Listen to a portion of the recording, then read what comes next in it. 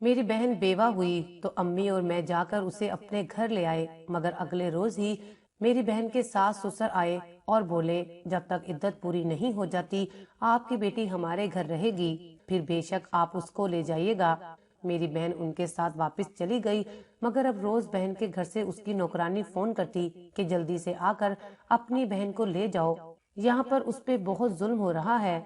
एक रोज मैं तंग आकर बहन को लेने चली गई, मगर ये देखकर जान निकल गई क्योंकि वो बहुत कमजोर हो गई थी। और फिर रोते हुए जब मेरी बहन ने अपने पेट से कपड़ा हटाया तो मेरी चीखें निकल गईं, क्योंकि मैं फैसलाबाद शहर में अपनी बेवा माँ के साथ रहती थी। मेरी एक छोटी बहन राहिला भी थी जो कॉलेज में पढ़ रही थी। हमारा कोई भाई नहीं था और अब्बू का इंतकाल बहुत अरसा पहले हो गया था। अब हमारा कमाने वाला कोई नहीं था, इसलिए मैंने घर का खर्च चलाने के लिए दाल चावल की दुकान बना ली थी जो बहुत अच्छी चल रही थी। मेरी बहन राहिला बीए कर रही थी और मैं दुकान पर दोपहर 2 बजे से शाम 7 बजे तक होती थी। आज इतवार था, ये काफी रश था। मैं 8 बजे फारिग हुई थी। अब मैं सोच रही थी कि घर चली जाती हूँ। जब मैं घर जा रही थी तो मेरी नजर अचानक एक लड़की पर पड़ी जो एक लड़के के साथ बाइक पर बैठी हुई थी। वो लड़का अब बाइक स्टार्ट करके उस लड़की को ले जा चुका था, लेकिन जाने क्यों मुझे वो लड़की कोई और नहीं बल्कि अपनी बहन राहिला लगी थी। लेकिन मैं सोचने लगी कि मेरी बहन तो ऐसी नहीं है, उसने तो कभी किसी लड़के से दोस्ती तक नहीं की, फिर किसी लड़के के साथ बाइक पर बैठना तो बहुत दूर की बात है। खैर, जब मैं घर आई तो अम्मी से मालूम हुआ कि राहिला घर पर नहीं है। मैंने पूछा कहाँ गई है, तो वो कहने लगी कि अपनी सहेली के घर गई है, कॉलेज के कुछ पेपर्स वगैरह बनाने थे। ये सुनकर मैं सोच में पड़ गई और मेरे दिल में ये शक पैदा हो गया कि वो लड़की मेरी बहन ही थी। मगर जब मैंने देखा कि राहिला घर में अपने कॉलेज की सहेली मायरा के साथ दाखिल हो रही है और उसके हाथ में असाइनमेंट की फाइल भी है, तो मैं मुतमईन हो गई और सोचा कि जिस लड़की को मैंने लड़के के साथ बाइक पर देखा था वो कोई और ही होगी। खैर, जब मैंने अम्मी को बताया कि आज बहुत कमाई हुई है तो ये सुनकर वो बहुत खुश हुई और मुझे दुआएं देने लगी कि नताशा, अल्लाह तुझे मजीद तरक्की और कामयाबी दे। हम तीनों ने मिलकर खाना खाया और फिर दीगर काम करके मैं सोने चली गई, क्योंकि मैं बहुत थकी हुई थी, इसलिए रोजाना जल्दी सो जाती थी। आज 5,000 रुपए मैंने कमाए थे, इसमें से 3,000 अम्मी को दे दिए और बाकी 2,000 रुपए मैंने अपनी अलमारी में रख लिए कि इससे घर के लिए सौदा ले आऊंगी। यही सब सोचते हुए मैं सो गई। अगले दिन दुकान पर जाने से पहले मैं अपने कमरे में आई और अलमारी खोलकर पैसे उठाने लगी ताकि वापसी पर सौदा ले आऊंगी।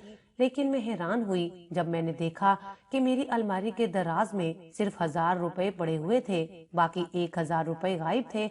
मैं परेशान हो गई और सोच में पड़ गई। काफी तलाश किए लेकिन 1,000 रुपए ना मिले। मुझे अच्छी तरह याद था मैंने कल यहाँ 2,000 रुपए रखे थे, फिर 1,000 रुपए कहाँ चले गए थे। पहला ख्याल आया कि अम्मी से पूछूं, लेकिन फिर खुद ही इरादा बदल लिया कि अम्मी ने तो कभी मेरी दराज से पैसे नहीं लिए। जब राहीला से पूछा तो उसने भी ला इल्मी का इजहार किया कि उसे भी इस बारे में कुछ नहीं पता। मैं हैरान परेशान सी 1,000 रुपए लेकर ही चली गई। वापसी पर सौदा लिया और घर आ गई। आज की कमाई 3,000 रुपए हुई थी। अम्मी को पैसे नहीं चाहिए थे, इसलिए उन्होंने पैसे लेने से इनकार कर दिया। यूं मैंने वो 3,000 रुपए अलमारी में उसी जगह रख दिए। मगर अगले दिन जब मैंने अलमारी खोलकर दराज से पैसे निकालने की कोशिश की तो वो 3,000 रुपए भी गायब पाए। अब तो ये रोज का मामूल बन गया था। अम्मी और राहीला से इस बारे में पूछा तो उन्होंने ला इल्मी का इजहार किया। अम्मी भी अब परेशान रहने लगी कि पैसे कहाँ गायब हो जाते हैं। मैं अब बहुत परेशान हो चुकी थी क्योंकि रोज रोज पैसे गायब होने की वजह से नुकसान हो रहा था। जब मेरी हिम्मत जवाब दे गई तो मुझे एक तरकीब सूझी। मैंने फैसला किया कि आज मैं सारी रात जागती रहूंगी और वक्फे वक्फे से दराज चेक करती रहूंगी, यूं हकीकत पता चल जाएगी। मैं अपने ऊपर कंबल ओढ़कर लेट गई। कमरे की लाइट बंद थी, सिर्फ नाइट बल्ब चल रहा था। इंतजार करते करते काफी देर हो गई। रात 2 बजे के करीब कोई कमरे में आया। उसने मेरी दराज में से पैसे निकाल लिए। उसे लग रहा था कि मैं सो रही हूँ, लेकिन मैं जाग रही थी। वो कोई और नहीं, राहीला ही थी। मैंने उसे पकड़ लिया था। मेरी बहन को आखिर पैसे चोरी करने की क्या जरूरत पेश आई थी। जब मैंने उससे इस बारे में पूछा तो वो रोने लगी और बताया कि वो अपनी एकेडमी के एक लड़के को प्यार करती है और वो भी उससे बहुत मोहब्बत करता है, मगर वो लड़का गरीब है, वो थोड़ा बीमार है। अपने इलाज के लिए उसे पैसों की जरूरत है। चूंकि उसका ताल्लुक गरीब खानदान से है, इसलिए उसकी कोई मदद नहीं कर रहा। राहिला उसे इस हाल में तन्हा नहीं छोड़ सकती, इसलिए वो चुपके से उसकी मदद करने के लिए रातों को मेरे सोने के बाद दराज से पैसे चुराकर फहद को देने लगी थी। वो चाहकर भी मुझे सच्चाई नहीं बता सकी, क्योंकि मैं लड़कों के साथ दोस्ती और प्यार मोहब्बत के सख्त खिलाफ थी। वो डर रही थी कि अगर मुझे पता चल गया कि कहीं मैं उसका घर से बाहर निकलना बंद ना कर दूं, और हो सकता है गुस्से में उसकी कहीं और शादी कर दूं। अब मुझे सारा मामला समझ में आ गया था। वो उस लड़के से शादी करना चाहती थी। मैंने उसे समझाया कि ये ख्याल दिल से निकाल दो, वो लड़का गरीब है, अम्मी नहीं मानेगी, और मैं तुम्हारी शादी किसी ऐसे इंसान से नहीं करूंगी जो तुम्हें सब कुछ ना दिला सके। लेकिन राहीला पर मोहब्बत का भूत सवार था। वो मेरे आगे रोने लगी। मैं उसकी आंखों में आंसू नहीं देख सकती थी, इसलिए उसकी बात मान ली। मैं नहीं जानती थी कि मैं अपनी जिंदगी की सबसे बड़ी गलती करने लगी हूँ। बीए मुकम्मल होने के बाद अम्मी को राहीला की शादी की फिक्र सताने लगी। वो मेरी शादी पहले करना चाहती थी, लेकिन मैंने साफ इनकार कर दिया था कि अभी मैंने शादी नहीं करनी है। अलबत्ता मैंने अम्मी से बोल दिया था कि पहले राहीला की शादी कर देते हैं। मैं बहुत जिद्दी थी, इसलिए अम्मी ने हथियार डाल दिए। वो कहने लगी कि अगर तुम्हारी नजर में कोई रिश्ता है तो बताओ। मेरे जहन में फहद का ही ख्याल आया था, जिससे राहीला मोहब्बत करती थी। जब राहीला की शादी के लिए मैंने लड़के वालों को घर पर बुलाया तो अम्मी को वो लोग बिल्कुल पसंद नहीं आए थे। लड़के की 5 छोटी बहनें थीं। मुझे उसकी नंदे पसंद नहीं आई थी। वो बहुत मगरूर लग रही थी। इसके अलावा वो लोग निचले तबके के थे। उनके मुकाबले में हमारे मुआशी हालात बहुत बेहतर थे। लड़का एक स्कूल और एकेडमी में पढ़ाता था। उसके वालिद की किराए की दुकान थी, जहाँ वो मुख्तलिफ मशीनों के पुर्जे बेचते थे। अम्मी ने उनके सामने तो यही कहा था कि कुछ दिन बाद सोचकर जवाब देंगी, लेकिन उनके जाने के बाद अम्मी मुझसे कहने लगी कि राहीला की शादी ऐसे लोगों में नहीं होगी। तुम कोई और अच्छा सा लड़का देखो जिसके बहन भाई कम हो और वो अमीर भी हो। अम्मी का इनकार सुनकर मैंने बेबसी से राहीला को देखा, जो अब आंसू बहाने लगी थी। अम्मी हैरान होकर उसे देखने लगी, फिर पूछा कि तुम रो क्यों रही हो। ये सुनकर मैं घबरा गई कि कहीं वो सच ना बता दे। फिर शुक्र है राहीला ने खुद ही बात संभाली और कहा कि अम्मी, एक वक्त था हम भी गरीब हुआ करते थे, हमारे हालात भी ठीक नहीं थे। आप ऐसे अल्फाज ना बोले जिनसे अल्लाह नाराज हो जाए, और जो नेमतें उसने हमें अता की हैं वो वापस ले ले। राहीला की बात अम्मी के दिल पर लगी और फिर मेरे समझाने पर अम्मी मान गईं और फहद के घर वालों को रिश्ते के लिए हाँ कर दी। यूं दीगर मामलात तय पाए और शादी 2 माह बाद तय पाई। सच कहूँ तो मैं इस शादी से हरगिज खुश नहीं थी। मैं राहीला से बार बार कह रही थी कि सोच लो, लेकिन उसका एक ही जवाब था कि उसे शादी फहद से ही करनी है। मैं अपनी सोचों में गुम थी जब एक लड़का जो मुझसे उम्र में बड़ा था मुझसे 2 प्लेटें दाल चावल लेने के लिए ऑर्डर देने लगा। ये लड़का, जिसका नाम मंजूर था, अक्सर मेरी दुकान से चावल लेने आता था और फिर खाने की बहुत तारीफ भी करता था। आज जब मैंने उसे उसका ऑर्डर पैक करके दिया तो वो मुझसे पूछने लगा कि क्या आपकी मंगनी वगैरह हो गई है। उसके इस सवाल पर मैं पहले तो हैरान जदा हुई और फिर जवाब दिया कि मैं अभी सिंगल हूँ। ये सुनकर ना जाने क्यों उसके चेहरे पर मुस्कुराहट फैल गई और वो पैसे देकर चला गया। अब हम लोग राहीला की शादी की तैयारियां कर रहे थे। शादी के दिन करीब आ चुके थे।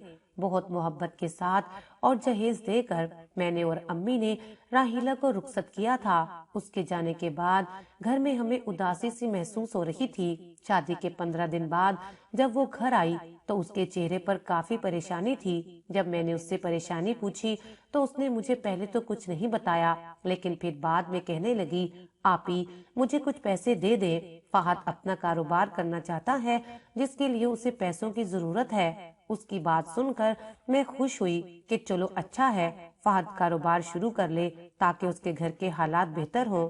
جب میں نے راہیلہ سے کاروبار کی تفصیل پوچھی تو اس نے لا علمی کا اظہار کیا اور بولی کہ وہ اپنے کسی دوست کے ساتھ کاروبار شروع کر رہا ہے۔ میں نے اس کو پیسے دے دیے اور وہ گھر چلی گئی۔ اب اسی طرح ہونے لگا تھا، جب بھی وہ گھر آتی پریشان لگتی۔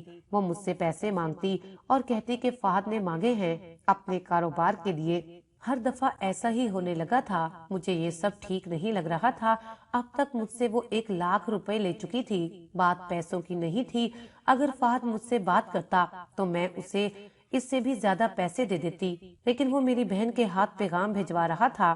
کافی عرصے سے میری فہد سے ملاقات بھی نہیں ہوئی تھی۔ میں کال پر فہد سے بات کرنا چاہتی تھی، لیکن راہیلہ نے منع کر دیا تھا۔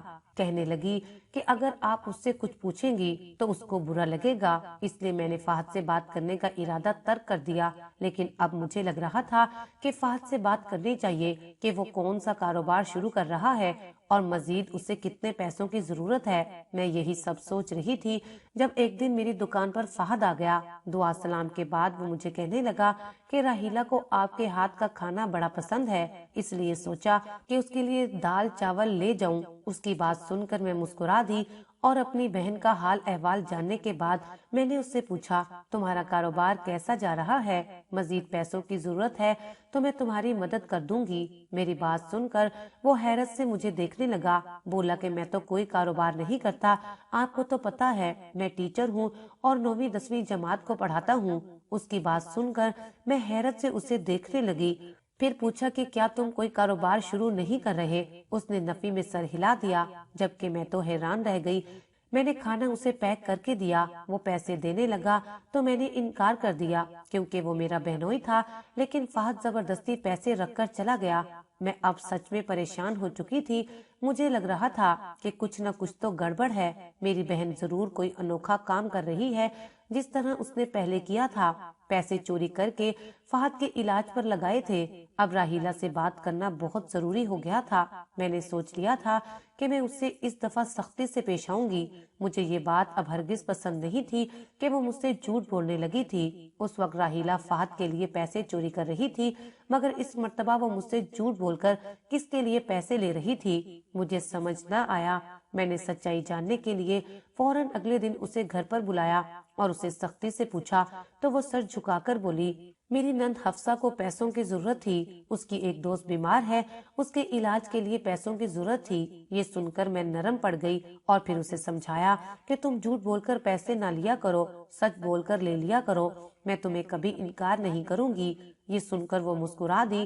کچھ دنوں بعد راہیلہ نے اپنے سسرال میں مجھے اور امی کو دعوت پر بلایا۔ اس کے گھر جا کر مجھے بہت افسوس ہوا کیونکہ اس کے گھر میں ڈھنگ کی کوئی چیز نہ تھی، دیواروں پر پلستر اکھڑا ہوا تھا، یہاں تو بہت غربت تھی۔ میں نے سوچا میں راہیلہ کی مدد کر دیا کروں گی، ہر ماہ اسے پیسے دے دوں گی تاکہ اس کا گزارا اچھا ہو، لیکن میں نہیں جانتی تھی کہ کیا ہونے والا تھا۔ ایک دن میں دکان پر تھی جب شعیب دکان پر آیا۔ اس نے مجھ سے اپنی محبت کا اظہار کر دیا اور وہ بولا کہ وہ میرے گھر اپنی فیملی کو لانا چاہتا ہے تاکہ میرا رشتہ مانگ سکے۔ میں جانے کیوں انکار نہ کر سکی، مجھے وہ لڑکا اچھا لگا تھا۔ یوں اس کے گھر والے امی سے اور مجھ سے ملنے آ گئے۔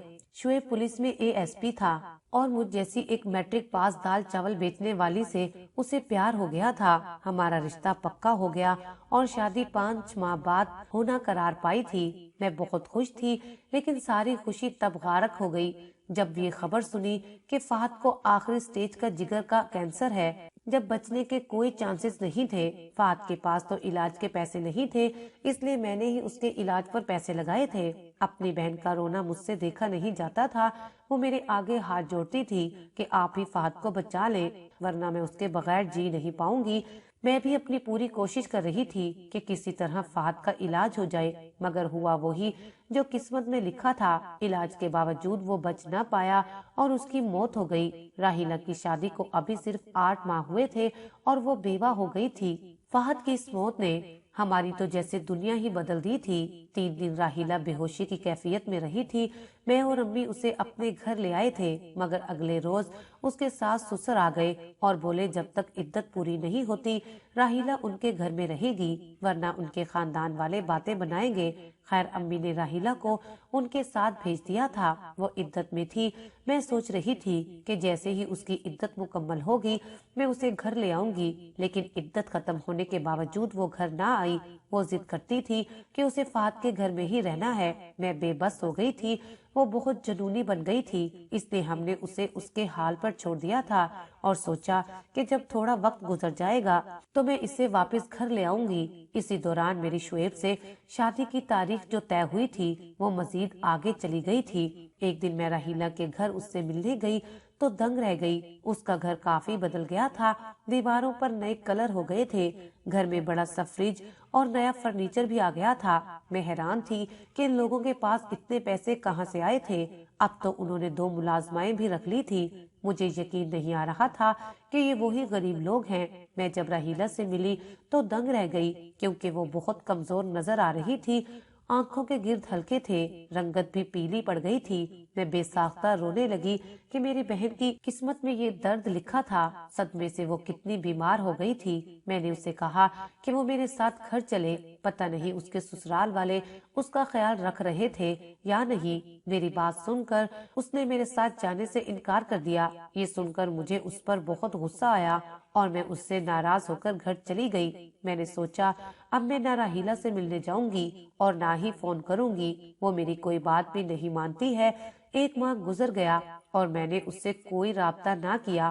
ایک دن اس کی کال آنے لگی تو میں مسکرا دی کہ لگتا ہے اس کی عقل ٹھکانے آ گئی ہے۔ جب میں نے فون اٹھایا تو دوسری طرف کوئی اور تھا۔ وہ راہیلہ کے گھر کی ملازمت تھی۔ وہ بڑی ہی رازداری سے کہنے لگی، باجی اپنی بہن کو ان ظالموں سے بچا لیں ورنہ آپ کی بہن یہاں پر مر جائے گی۔ میں نے بڑی مشکل سے آپ کا نمبر لے کر آپ کو کال کی ہے۔ ملازمہ کی بات سن کر میرے پیروں تلے سے زمین نکل گئی تھی۔ میں بھاگتی ہوئی اپنی بہن کے سسرال پہنچی۔ وہ تنہا تھی، ساس سسر کسی کی شادی پر گئے ہوئے تھے اور نندے بازار میں شاپنگ پر گئی ہوئی تھی۔ میں نے بہن کی کمزور حالت دیکھی تو مجھے رونا آ گیا۔ وہ ٹھیک سے بات بھی نہیں کر پا رہی تھی۔ جب میں نے اس سے سچائی پوچھی تو وہ بولی، آپی میری نندے بہت لالچی اور ظالم ہیں۔ پہلے میری نندے مجھے فورس کرتی تھی کہ میں آپ سے پیسے مانگ کر ان کو دوں تاکہ وہ اپنی خواہشات پوری کر سکے۔ اگر میں نے ایسا نہ کیا تو وہ فہد کو میرے خلاف بھڑکا دیں گی، اس لیے ان کے ڈر سے میں آپ سے پیسے مانگتی تھی اور جھوٹ بولتی تھی کہ فہد مانگتے ہیں۔ فہد کے مرنے کے بعد میری نندے مجھ پر مزید ظلم کرنے لگی اور کہا کہ اگر میں نے ان کی بات نہ مانی تو وہ مجھے مار دیں گی۔ میں بہت ڈر گئی تھی۔ میں فہد کی یادوں کے سہارے اس کے کمرے میں ہی رہنا چاہتی تھی، اس لیے نندوں کے آگے ہتھیار ڈال دیے۔ میری ایک نند ایک پرائیویٹ ہسپتال میں نرس تھی۔ اس نے پیسوں کی لالچ میں میرا ایک گردہ ایک امیر فیملی کو بیچ دیا اور اب وہ میرا دوسرا گردہ بھی بیچنے والی ہے۔ میں اب بہت بیمار رہنے لگی ہوں، یہاں کوئی بھی میرا خیال نہیں رکھتا۔ راہیلہ روتے ہوئے مجھے بتا رہی تھی جبکہ میری روح کانپ گئی تھی۔ اب مجھے سمجھ آیا کہ کیوں اس گھر کے حالات بدل گئے تھے۔ راہیلہ نے بتایا کہ اس سب میں اس کے ساس سسر کا کوئی قصور نہیں ہے، وہ اپنے بیٹے کے غم میں نڈھال ہیں۔ ان کو کچھ علم نہیں ہے کہ ان کی بیٹیاں میرے ساتھ کیا حشر کرتی ہیں۔ خیر میں فوراً راہیلہ کو ہسپتال لے گئی۔ میں نے شعیب کو ہسپتال میں ہی بلا لیا تھا اور سب کچھ اس سے بتا دیا تھا۔ راہیلہ کے چیک اپ کے بعد اس کا علاج شروع ہو گیا تھا۔ ایک گردہ نکلنے کی وجہ سے وہ بہت بیمار ہو گئی تھی اور کمزور بھی ہو گئی تھی۔ اس پر لاکھوں روپے خرچ ہوئے تھے۔ یہ سارا پیسہ شعیب نے لگایا تھا۔ راہیلہ کی 5 نندوں نے اپنی خواہشات کو پورا کرنے کے لیے جو طریقہ استعمال کیا تھا وہ ناجائز تھا اور بہت بڑا جرم تھا۔ شعیب نے میری بہن کا بیان اور میڈیکل رپورٹ کے بعد راہیلہ کی سب نندوں پر کیس کر دیا تھا اور انہیں گرفتار بھی کر لیا تھا۔ ان سب کو 5 سال کی قید کی سزا سنائی گئی تھی۔ میں شعیب کی شکر گزار تھی جس نے میرا اتنا ساتھ دیا تھا۔ ساتھ ہی ساتھ میں خوش تھی کہ ان 5 بہنوں کو ان کے کیے کی سزا مل گئی تھی۔ آج مجھے سمجھ آ گیا تھا کہ انسان کو کبھی اپنی خواہشات اور عیش و عشرت کے لیے ناجائز راستہ اختیار نہیں کرنا چاہیے، جیسا ان 5 بہنوں نے کیا تھا۔ ہمیں دوسرے انسان کی عزت کرنی چاہیے۔ اس بات کا ادراک ان 5 بہنوں کو ہو چکا تھا۔ اب وہ 5 پھوٹ پھوٹ کر رو رہی تھی اور اپنی غلطی کی معافی مانگ رہی تھی، لیکن ان ان کا گناہ معافی کے قابل نہیں تھا جو انہوں نے کیا تھا۔ میری بہن کی جان بھی جا سکتی تھی۔ میری بہن کو مکمل ٹھیک ہونے میں کافی وقت لگ گیا تھا۔ میں اسے گھر لے آئی اور کافی حد تک اب اسے صبر آ گیا تھا۔ میری شادی شعیب کے ساتھ ہو گئی تھی اور پھر 1 سال کے بعد میں نے اپنی بہن کی شادی شعیب کے کزن کے ساتھ کروا دی تھی۔ آج میری بہن راحیلہ اپنے گھر میں بہت خوش ہے اور اماں میرے پاس رہتی ہیں۔ میں اور شعیب بھی بہت خوش ہیں۔